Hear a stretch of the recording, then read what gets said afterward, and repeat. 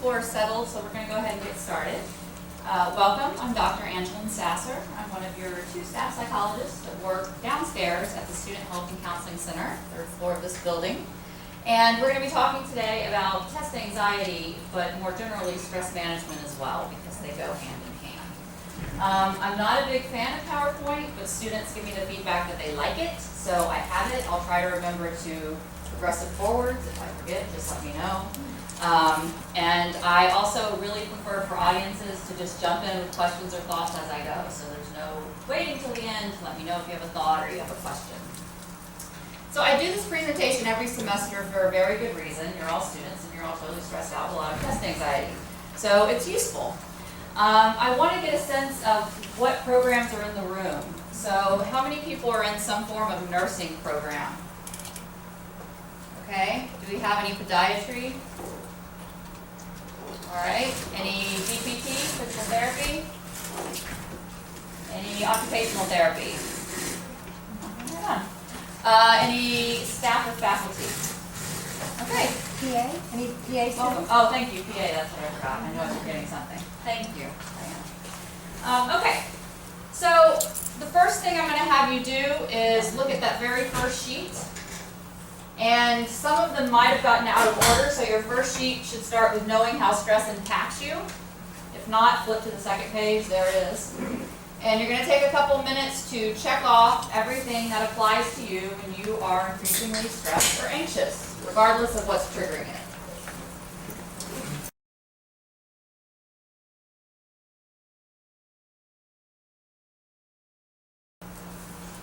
Okay, it looks like some of you are still working, that's fine. Some of you are done, so we're going to start talking about this.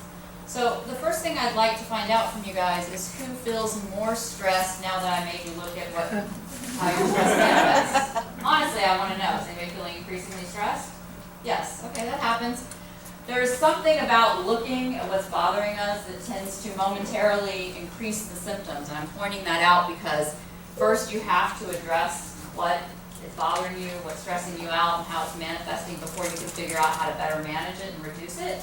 And it's normal to get more stressed when you start to do that work. And so what a lot of students say to me is, I can't think about this because it stresses me out even more, but then you're just perpetuating a cycle, right? So to totally ignore how stressed you are and how it's manifesting ultimately is not going to help you. So if you're feeling a little more stressed when you first start to do this work, that's normal. Take a deep breath, which we will practice later. Breathe through it and keep going. The next thing I'm going to have you do, you do on the back of one of these pieces of paper if you want, is you're going to quantify your current stress level. So it's really helpful, and all of you are in some form of healthcare, so you know that when you work with patients or clients, quantify symptoms is helpful. So you're going to do the same thing for yourself. So in terms of how stressed you feel right now, you're going to figure out where on the scale you are. 0 is absolutely no stress. You might as well be on a beach in Tahiti. 10 is I'm so stressed and anxious, I'm having panic attacks. So those are the outliers of the scale. Figure out where you're at in there right now. Where's your stress/anxiety level?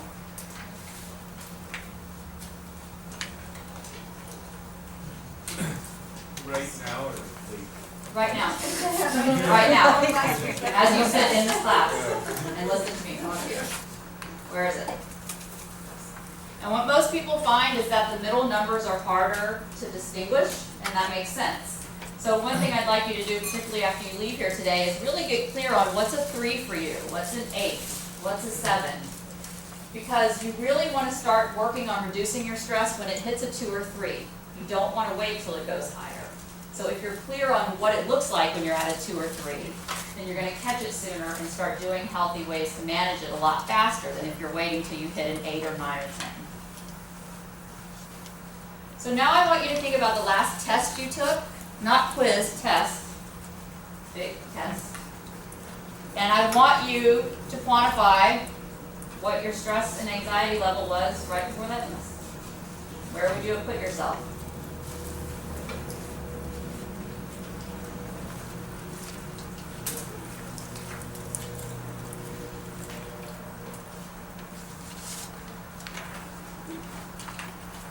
Anybody surprised by your numbers? Nope, all makes sense. You know yourselves well enough. That's what you expect. Yes.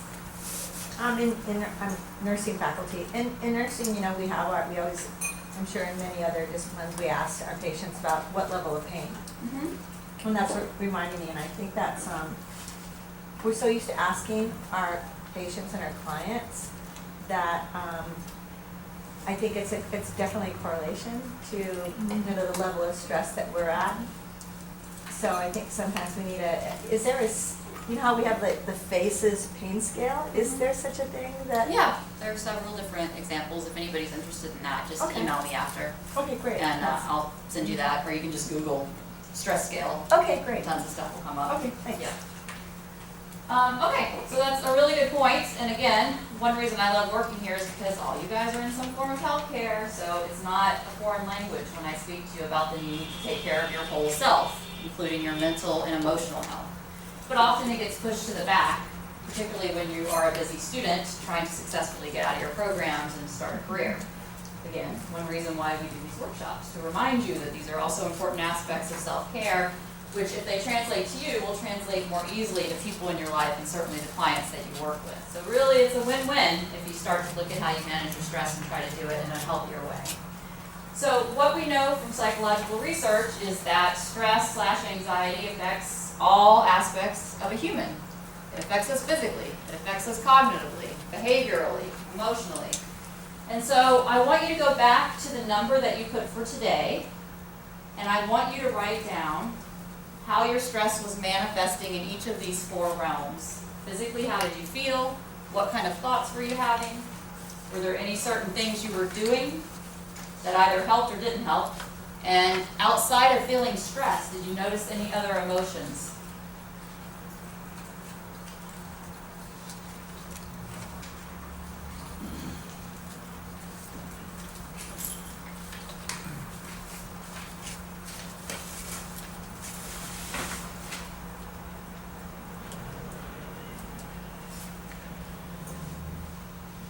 So first you're going to do it for the number for right now, and then I want you to do the same thing for the number before your last big test.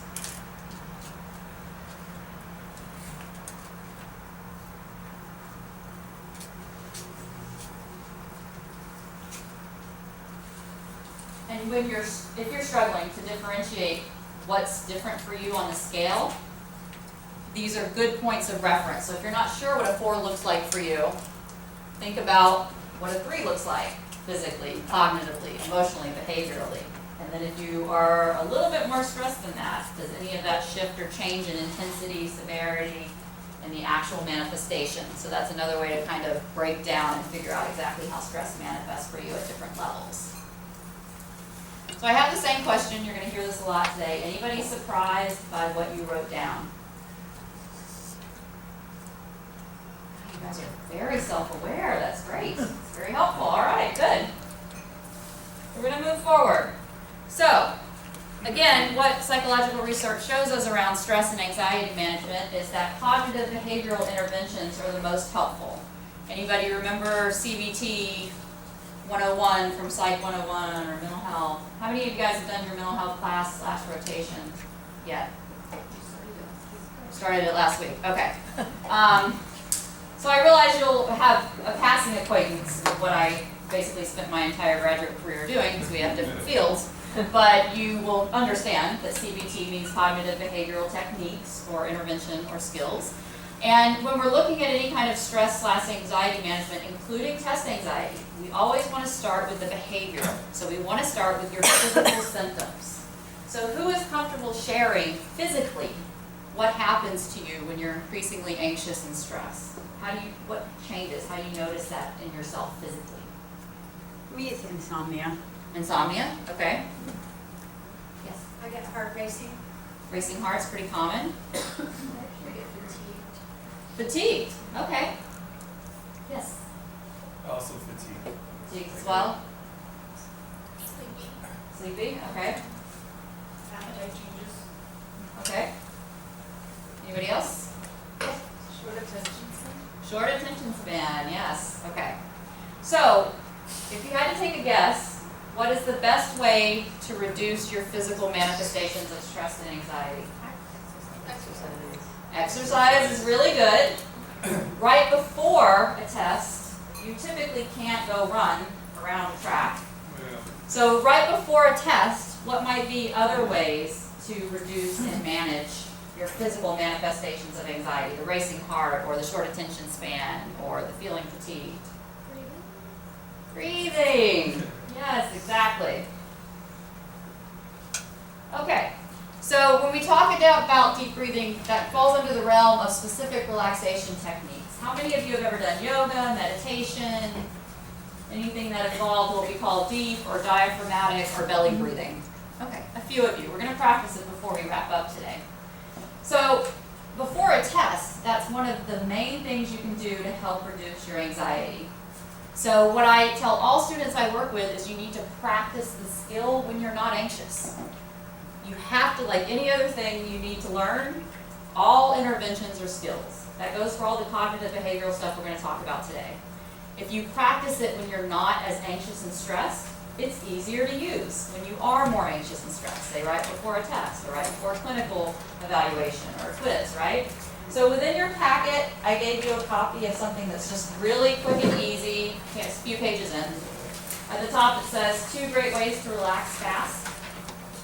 And so the first little paragraph describes deep breathing or abdominal breathing. Some people call it belly breathing, all the same thing. Just a really quick, simple way. So if you are not familiar with it, I would really suggest that you start practicing this a couple times a day.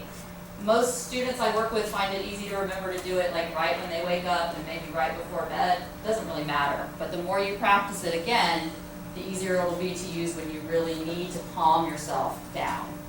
The second thing on here I really like is a just easy muscle relaxation. So some other specific relaxation techniques are things like progressive muscle relaxation. How many people have heard of that? PMR? Okay, a few people. Somebody want to help me out so you don't have to listen to my voice the whole time? What's progressive muscle relaxation? For those of you who know what I'm talking about. Yeah. You can either, you start at your feet and you just start with tensing the muscles and feel the tension versus the relaxation. Mm-hmm. And I find this interesting because usually when I get up to my shoulders, I'm like, why can't I feel when I'm tensing it up? And it's because it's already really tense. Mm-hmm. So that's how you can sometimes tell. So you have to, I think the areas of your body that you carry the most tension, you won't feel that difference because when you try to relax it, you can't take it down. So I usually start at my toes, relaxing the main muscle groups, Mm-hmm. and then all the way up to clenching Mm-hmm. and relaxing. Yeah, exactly.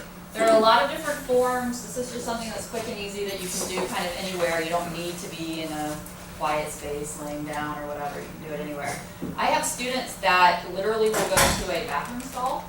If that's the most privacy, they can get a couple minutes before a test to do some deep breathing, to do some visualization, which we'll talk about a little bit later, or progressive muscle relaxation. So what I encourage you to do, again, when you're not stressed and anxious, is to do a little research. There are tons of apps now that will walk you through different ways to do deep breathing, progressive muscle relaxation, visualization exercises. And you want to experiment and just find what tends to work for you, what tends to help you physically relax. And practice that so that, again, it's more automatic when you really need it, particularly before a test or any other time when you're having a lot of anxiety. So exercise is very important. We talked about how that can be difficult right before a test. But the other thing I hear from students here is that I can no longer exercise at all, I have no time. Well, yes, your time is very different and it's really not your own anymore. I won't argue that fact. I was in grad school once, I got it. But you have to learn how to break down and fit in what's important. And physical activity is still very important. And overall, it's a good mood management system.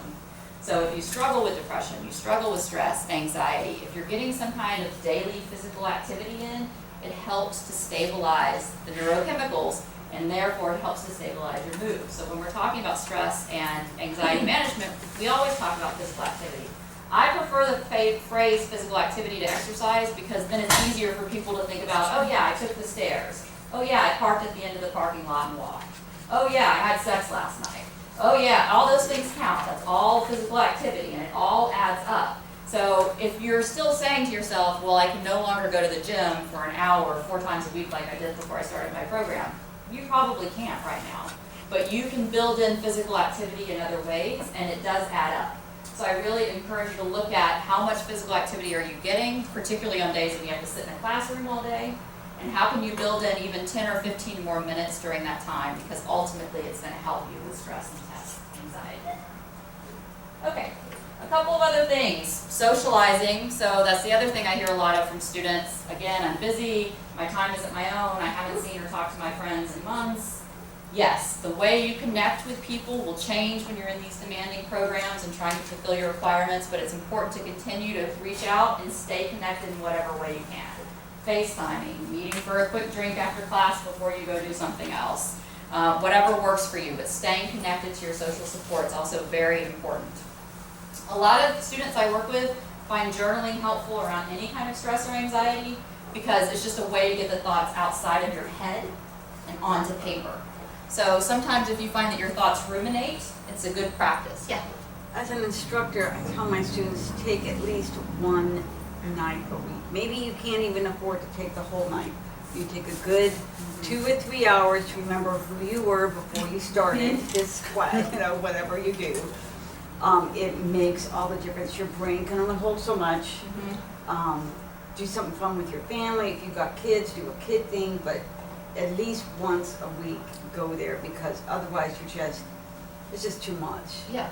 And you burn yourself out. Yeah. And you definitely don't have the internal reserves to deal with increased anxiety when it happens. Okay. So before we talk about cognitive interventions, I want you to go to the checklist of your stress coping skills. Either your first or second page with some of these good. And we'll just take a couple minutes to do what you did before, but this time with what you already do to help yourself cope. I also want you to make sure that you pay attention to the bottom part, which says negative skills I use. So the more unhealthy stuff you're doing, we want to pay attention to that too. So don't judge, just check off if it applies to you. So as you guys finish that, one of your faculty members, I'm sorry, what's your name? Lorraine, brought up a good point to me. She said if they're walking or doing something physical but listening to a lecture, is that really relaxing? I would argue no, but again, you have a lot of time constraints and you're doing the best you can to get everything done. So what I would suggest is that you really pay attention for yourself. If after that walk, you notice that physically you feel more relaxed and you feel like the material kind of integrated well for you, okay, then this is something you can do and it doesn't raise your stress. It actually does help you relax. But if that doesn't work for you, if you finish that walk and everything's tight and tense and you're like, oh, God, now I have to go sit down and figure out what I just listened to because it didn't really sink in, then you need to change it. So again, we have research that shows us what works for the majority of people, right? But how you utilize that, when it works for you, and other things that might work for you that don't work for most people, it's individual. So you really want to pay attention to what is helping you. So I have the same question about this worksheet now that most of you seem to be done. Anybody surprised by anything you checked off, particularly under the negative coping skills I utilize? Yeah. Okay. Yeah, definitely. Anybody interested in sharing? You don't have to, but if you want to. We were short-tempered. Short with my temper. teenagers.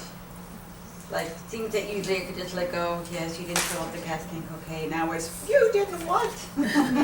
Yeah, just stuff. Yeah. Yeah. So again, it speaks to the fact that we kind of have to have these internal reserves built up. That's why taking care of ourselves as best we can all the time is helpful for those increased anxious or stressful moments. Yes, somebody had a hand. I was gonna say indulging. Like I tend to stay up super late just to get everything done. Mm-hmm. But I'm And how do you function the next day? Does it bother you? super tired. Yeah. So more stressed. Like I'm too tired. So occasionally the staying up late to get something done is going to have to happen. It's just inevitable in these kind of demanding programs. But again, it's trying the majority of the time to take the best care of yourself. So the majority of the time to make sure you're on a regular sleep schedule, going to bed around the same time, getting up around the same time, even on days off. It really does help in terms of stabilizing your circadian rhythm and your mood. And that's the other thing that we see a lot of in the student health and counseling center is I can't sleep, or I'm fatigued all the time, or I'm waking up in the middle of the night. Sleep problems are really common when you're in these kind of stressful programs. So you want to make sure that you're looking at sleep hygiene routines, getting any kind of consultation you need either from your physician or one of us, so that we can help you try to get your sleep back on track, because you really can't function well in any realm of your life if you're not sleeping enough. So again, what I would suggest, I said don't judge when you started filling this out, and I think that's crucial. So what high achieving people do, like such as all of yourselves, high achieving you're here, such as all of us who got all these advanced degrees, is we tend to criticize ourselves a whole lot. And in some ways that's really helpful, and it got you as far as you are. And then typically when you get to this level of your education, it's no longer helpful. It's usually no longer helpful to compare yourself to other students or other people. It's usually no longer helpful to kind of criticize a lot or beat yourself up. It tends to bring people's moods down in terms of more depression. It tends to increase stress and anxiety, and it tends to make it difficult to cognitively function as well as you could. So if you notice that there's something that you checked off that's more under the negative or unhealthy section, don't judge it. It just is. So now how can you try to alter it so that it's a more healthy way to cope? Yeah. I think that's really, I became really aware of is, these programs are cohorted, so you spend more time with your cohort than with anyone else, since we're here all the time. And when your fellow cohort mates are stressed out, I tend to internalize other people's stress too. Like when I see all of my classmates stressed out, it makes me a lot more anxious. And so I make a conscious decision to not come to class early on test day. I come calmed down, so I don't hear the side conversations like people comparing answers and you know what I mean. I'm like, I'm not gonna do that. I'm gonna come like when the professor walks in, I'm walking in too, because it's so hard to tune it out. Like and we all do it. Like the negative self-talk, we all do it. And when one person does it, someone else chimes in because we're all in the same boat. And it's a shared struggle. Absolutely. We're all trapped like so much. It's just a different paddle, And it's like trying to break that cycle is so hard. Or that circle is so hard. Did I see a hand over here? Okay. Well, that's a good segue into the more cognitive ways to manage your stress and anxiety. So now I'm going to have you flip.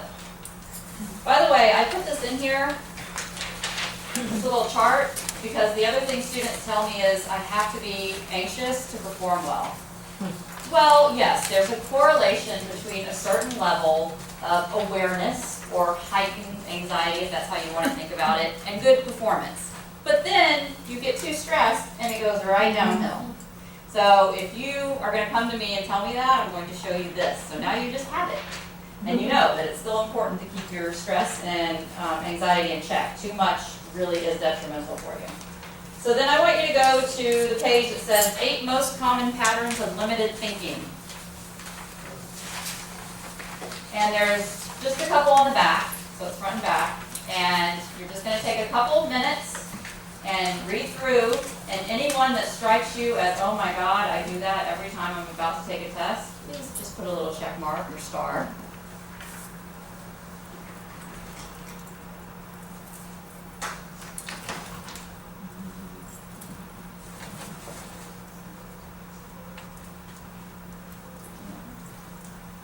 Everybody, this is Ann. Ann's our new counseling trainee downstairs at the SHAC. Some of you might see her.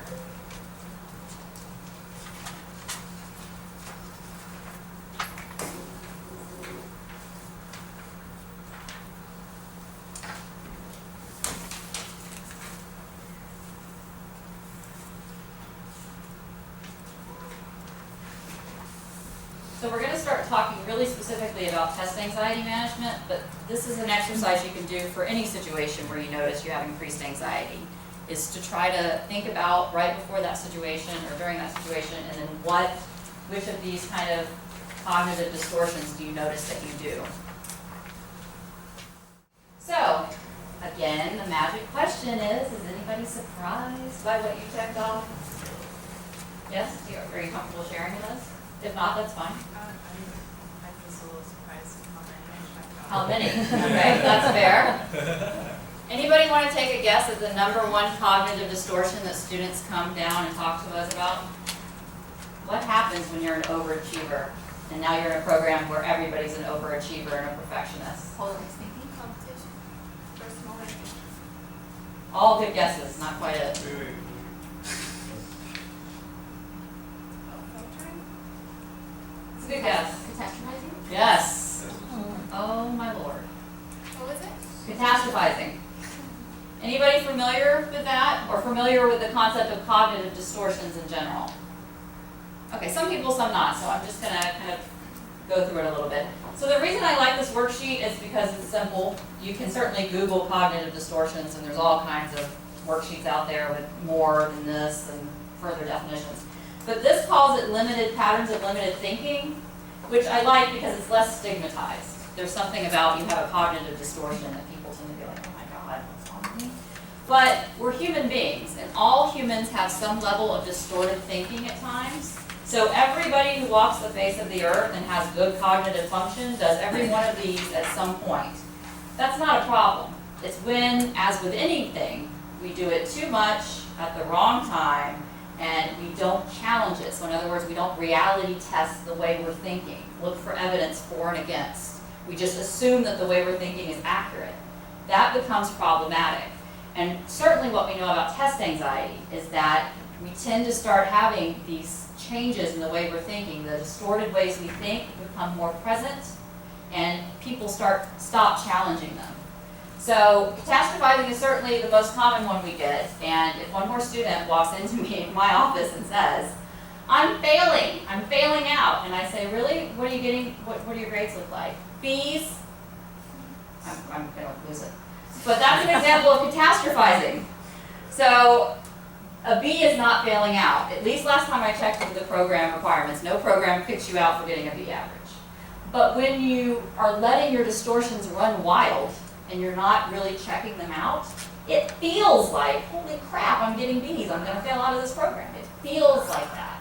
And that keeps your anxiety going. So certainly if you're having any of these ways of thinking before a test and it's keeping you anxious, it's not helping you focus, and it's certainly not helping your cognitive functioning during a test, right? So we're going to talk a little bit about how you challenge them.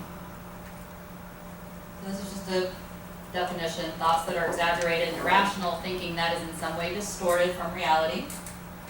We just went through these, though. There we go. We just did that. Reality checking. Okay.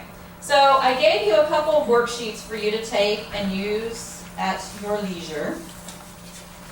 These are really good.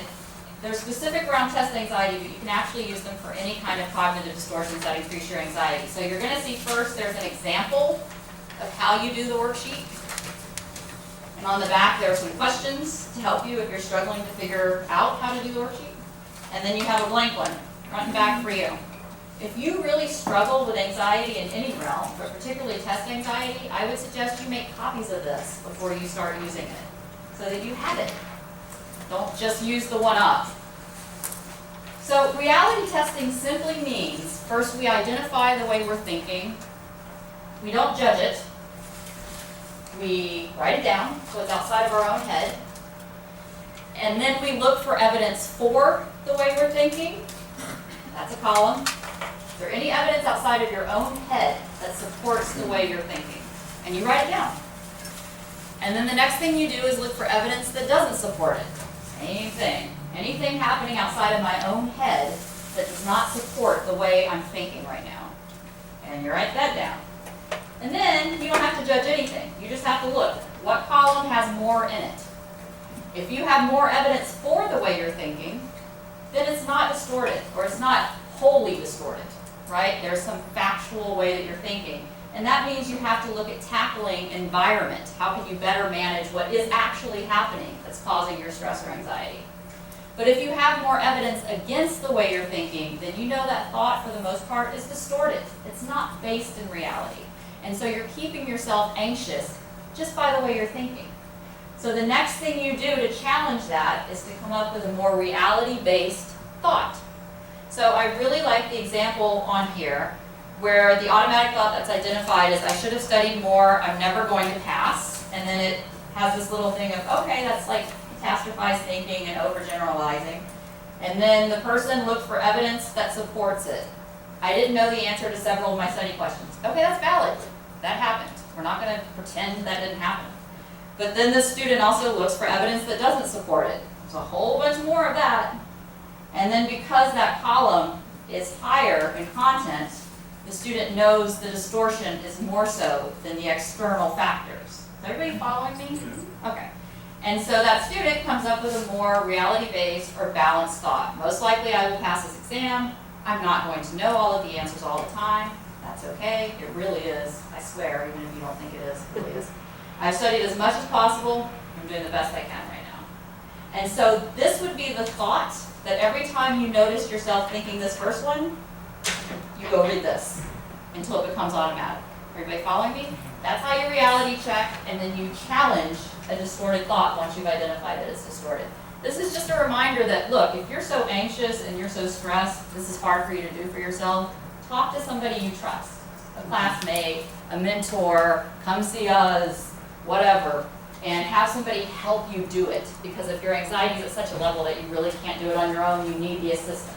That's what people, hopefully good people in your life are for. It's certainly what we're for downstairs. So I'm not going to have you take your time to do this because we're going to do an exercise instead. So if you remember nothing from today, which might happen, and that's okay, I don't take that personally. I want you to remember that when you're dealing with any type of anxiety and stress, there are basically 3 things you need to make sure you do. You got to exercise, so some kind of physical outlet. Enlightenment refers to being more aware of how you're thinking and what you might need to change. And then you got to have some fun. I'm sorry, I know they don't really give you time for that in your schedules here, but you really super do. You've got to build in something that's enjoyable and relaxing. I believe over here, I'm sorry, your name? Christine Reardon. I'm in nursing. Okay. I teach nursing. Great. It was the one who said before, I tell my students, look, you got to take a night or even just half a night. That's what you have to do. The same thing I said earlier around physical activity and exercise, it's the same thing I'm going to tell you around enjoyment and relaxing. It's not going to look the way it looked before you started these programs. I get that. Nobody's arguing that. So you have to figure out how do you build in smaller amounts when you can, because they add up. If you totally ignore it, you're going to burn yourself out. And certainly if you struggle with test anxiety to the point where it impedes your ability to do well, and you don't address it, you're not going to do well. And you're going to wind up burning yourself out and possibly actually not successfully getting through your programs. So when you're sitting in a test and you're like, holy crap balls, I don't know what I'm doing here, remember the 3 E's. If you're at your desk, you can't get up and run around a room, right? But you can take a couple deep breaths. You can clench and unclench your hands or your toes to kind of get back in your body, get back in the present moment. You can think about something that you enjoy. You can't go to the beach right now, but you can close your eyes for a couple seconds. Remember what it felt like, what it was like to be on that beach, and notice that physically you start to feel better, and then emotionally you should feel less stressed. Everybody following me? Okay, I know people are waiting to get in here, but we're going to do one exercise before we wrap up. Before we do that, questions, thoughts? Can I add one thing? Sure. I'm the NCLEX success coordinator, so I deal with testing and all kinds of stuff all the time. I just found out something yesterday is that a lot of the nursing students have to take HESI. You have to practice these HESI exams that are very stressful. Mm-hmm. And I tell my students every 10 or 15 questions, just close your eyes and, like you say, do that. And this one student said, oh, did you know you can pause the HESI exam? And there's this one student who stands up and pauses it, and he turns around and he takes some deep breaths, and then he goes back to doing it. And I said, how does he do on tests? And her answer was, oh, he does great all the time, so, you know, that's just him. And I'm like, really? You don't think that behavior that he's doing, he's learned these coping skills, and if they allow you to pause it and stand up and turn around and close your eyes, It really does help. I think you should, you know, I think it would be funny if everybody gets but yeah. Yeah, and I know that Mark is going to be doing his presentation on concentration and focus. Mark from Diane's department, he's amazing. They both are. And that presentation is amazing and wonderful. I suggest you go if you can. And he talks about that. He talks about, look, your brain has only so much it can process at one time. You have got to take breaks, you gotta do something fun, you gotta actually, everything I just drilled into you today, he's gonna tell it to you again, because you can't really function at your best level of cognitive functioning if you're not taking care of yourself. Okay, so we're gonna do a quick visualization exercise that hopefully some of you at least will find useful and you can take with you anywhere you might need it. Are people comfortable? Oh, I guess we can't hit the lights, you're recording. Oh, okay. Are people comfortable with the lights off? Anybody? Okay.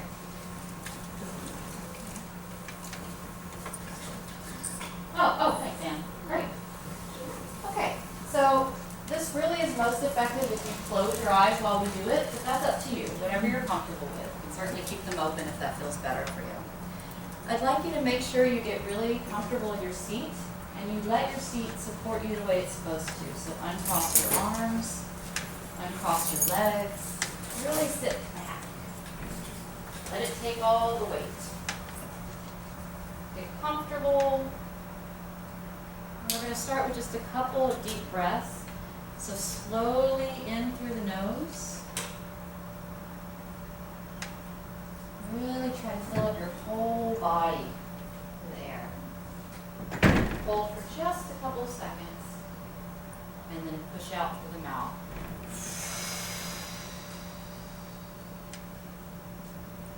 I'm going to do that again. Slowly in through the nose. Really try to fill your body up with air. Try to push it down into your stomach. That's where the whole belly breathing comes from. Hold for just a couple seconds. Let that oxygen really work around in your body. And then push out through your mouth. Never hold more than is physically comfortable. Do try to hold it for at least a few seconds. We do one more, and this time when you breathe in, I want you to visualize that you're breathing in your favorite color, whatever that is. So in through the nose, filling your body up. Your body's full of this great color that makes you feel good and relaxed and happy when you see it. Hold for a couple of seconds. And then when you breathe out, you're breathing out all the negativity and stress that your body's been holding. Just let it go. Now I want you to keep doing deep breathing on your own, and I'm going to talk to you about a place I'd like you to go in your mind. I want you to think about the last place you were, where you were truly happy and very relaxed. You were a 0 on that scale. No anxiety, no stress. Wherever that place was, go back there in your mind. Really paint the picture for yourself. Where are you? Are you on a beach? Are you in the woods? Are you in your own bedroom? What does the room or the space look like? What does it feel like? Remember the tactile sensations when you were there. You're on a beach. What does that sand feel like in your hands or underneath your feet? You're in your bedroom. Are you lying in bed? What's your comforter feel like? What do your sheets feel like on your skin? And do the same with smells. Any really good smells going on where you are? All the different senses. Take yourself back to that place by paying attention to all of that. Are you alone? Are you with someone? Are you maybe alone in a popular place? So are you on a crowded beach, but you're by yourself and that's super relaxing for you? Are you in a place where it's just you? Take yourself back there. And you should start to feel more physically relaxed. And any stress or anxiety you had while you've been listening to me should start to reduce the longer you let yourself stay there.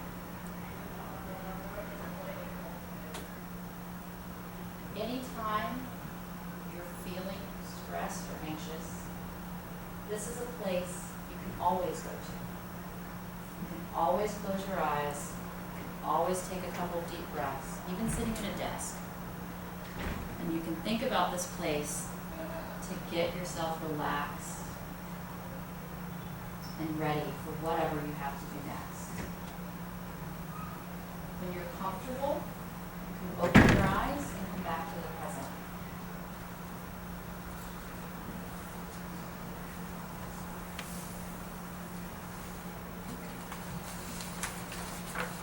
So I'm aware of the time. Everybody has to get somewhere, so I'm going to wrap up here. If you have questions, certainly if you're interested in any counseling services, or don't know if you are, but just want to talk to me about what's the possibility, I'm right downstairs. You call our front desk, they'll connect you. Thanks for coming. Thank you.